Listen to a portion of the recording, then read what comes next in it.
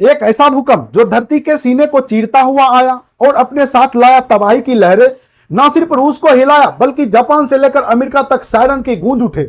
जी हां, सिर्फ 3 मिनट और धरती ने 20 लाख से ज्यादा लोगों को घर छोड़ने पर मजबूर कर दिया। रूस में आया 8.8 तीव्रता वाली भूकंप ने सिर्फ झटका नहीं था, यह प्रकृति का प्रलय था। सुनामी की 4 मीटर ऊंची लहरें जब जापान के तटों से टकराई तो लोगों ने सोचा, क्या अब दुनिया खत्म होने वाली है। और अब सबसे डरावनी बात यह है कि इस भूकंप का केंद्र था रिंग ऑफ फायर, वो इलाका जिसे वैज्ञानिक भी कहते हैं पृथ्वी का सबसे खतरनाक जोन। 1952 के बाद यह सबसे ताकतवर भूकंप है। और सबसे चौंकाने वाली बात यह है, बाबा बेंगोर ने सालों पहले इस तबाही की भविष्यवाणी की थी। क्या यह सिर्फ संयोग है या किसी त्रिदेवी तांडव की शुरुआत? आज हम आपको दिखाएंगे रूस में कैसे टूटी धरती की चुप्पी, जापान से कैसे भागे लोग, हवाई और कैलिफोर्निया में बजने लगे सायरन। आखिर में क्या भारत पर भी इसका असर होगा? जी हां, सुबह के 6 बज रहे थे। रूस के सुदूर उत्तर पूर्व के लोग रोज की तरह काम पर निकलने की तैयारी कर रहे थे। तभी धरती कांपी, लेकिन यह कंपन वैसे नहीं थी जो हर रोज महसूस होता था।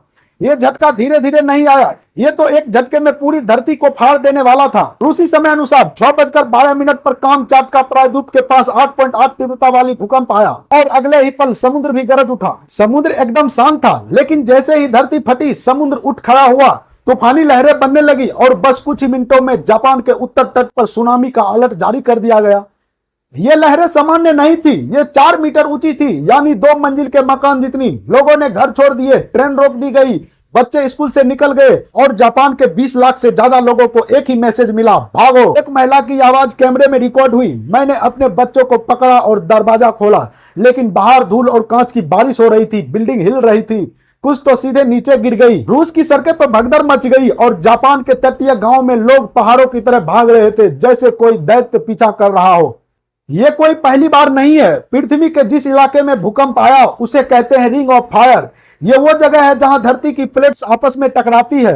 यहां हर साल सैकड़ों भूकंप आते हैं, लेकिन इस बार यह हलचल कुछ ज्यादा ही खतरनाक थी। 1952 में यही आया था 9.0 तीव्रता वाली भूकंप और अब 2025 में फिर वही दोहराया गया। बाबा बेंगो, एक नाम जिसे लोग अंधभक्त समझते हैं, लेकिन जिनकी कई भविष्यवाणी सच हो चुकी है। उन्होंने कहा था 2025 में समुद्र हलचल करेगी, धरती तांडव करेगी। अब सवाल यह है, क्या रूस और जापान पे आई तबाही वही भविष्यवाणी है? और क्या तीसरा देश भारत है?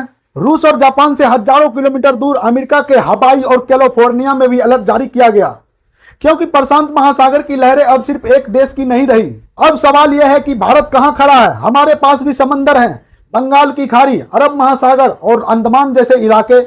हम भी रिंग फायर से दूर नहीं हैं, लेकिन क्या हमारे पास जापान जैसे सुनामी टावर हैं? क्या हम हर स्कूल में ड्रिल करते हैं?